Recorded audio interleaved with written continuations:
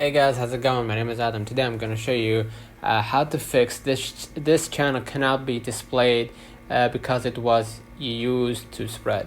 So first of all, what you need to do, you need to go ahead and try to look for Nicegram bot.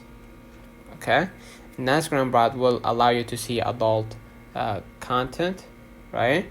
And then basically right here, sorry, and you're gonna be able to start, using the content or the basically adult content on Telegram. But before you do that, go back to your screen and then go ahead to the App Store, Google Play. Make sure that you updated the app to the latest version, and that will or should fix your problem. So let me know in the comments if this video helped you.